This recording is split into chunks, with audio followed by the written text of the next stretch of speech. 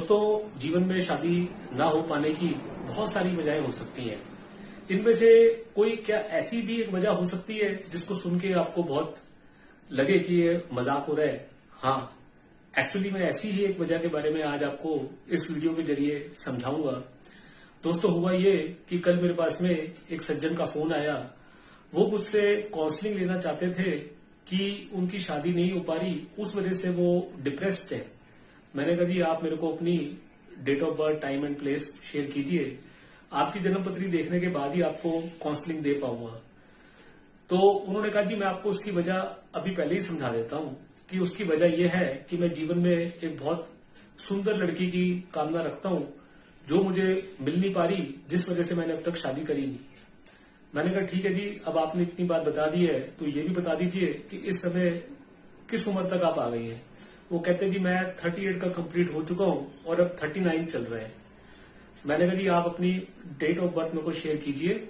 आपकी जन्म कुंडली देखने के बाद ही आपको ये चीज समझा पाऊंगा कि शादी होगी कि नहीं होगी, यदि हुई तो चलेगी कि नहीं चलेगी, और अगर वो शादी चल भी जाएगी तो उसमें वैवाहिक जीवन का सुख मिलेगा कि नहीं। उन्होंने मेरे को अपनी बर्थ डेट शेयर करी। कुंडली आपके सामने प्रेजेंट कर रहा हूं, देखिएगा। वृश्चिक लगन की कुंडली है, बृहस्पति लगन में बैठे हैं। बृहस्पति जब भी मंगल की राशि में होंगे, लगन और 7th हाउस से उनका कनेक्शन होगा। खास तौर से मंगल यहाँ पे 6th लॉर्ड भी है, तो ऐसे के अंदर में वैवाहिक जीवन सुखी रहता नहीं है, शादी होती नहीं। अगर हो जाए तो उसके अंदर में कटुता आ जाती है, क्योंकि 6th हाउस जो है कटुता का है। यहाँ पे आप देखेंगे जो 6th लॉर्ड मंगल है वो अपनी नीच राशि में चले गए। नीच राशि में जाने के बाद उनका शनि के साथ में दृष्टि संबंध बन गया। शनि और मंगल में आपस में दृष्टि संबंध होने की वजह से पहली बात डिले हो गई, क्योंकि शनि डिले का कारक है। 12वें भाव में है तो उस वजह से बेडरूम का जो सुख है, जो रोमांस है, वो इनको मिल नहीं पाया। उसने इस चीज को निषेध कर दिया। ये चीज आप देखिएगा कि जो शुक्र है वो विवाह का कारक है। इस कुंडली में शुक्र अपनी नीच राशि में ना होकर के सूर्य की राशि में है, जो कि उनकी शत्रु राशि है। शत्रु राशि में जब भी कोई ग्रह जाएगा तो वो पीड़ित हो जाएगा, क्योंकि वो अपने शत्रु के घर में बैठ गया। शुक्र यहाँ पे वक्री भी है। कमजोरी के ऊपर एक और कमजोरी ऐड हो गई।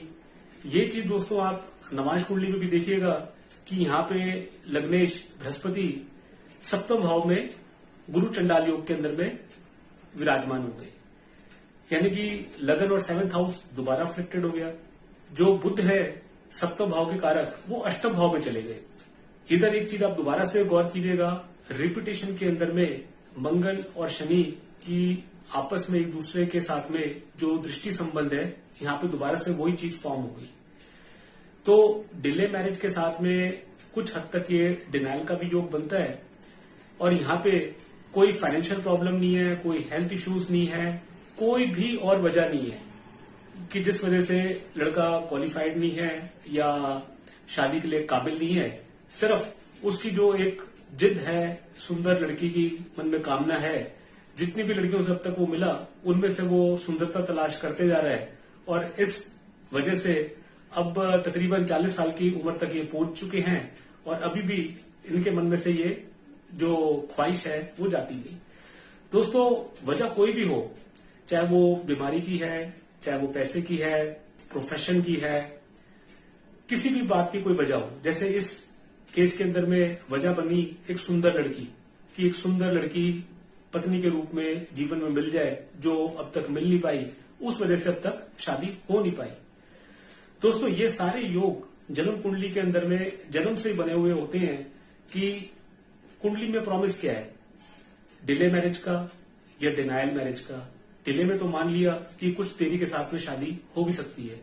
डिनाइल के अंदर में कोई चांस नहीं होता शादी होने का। No marriage, no children.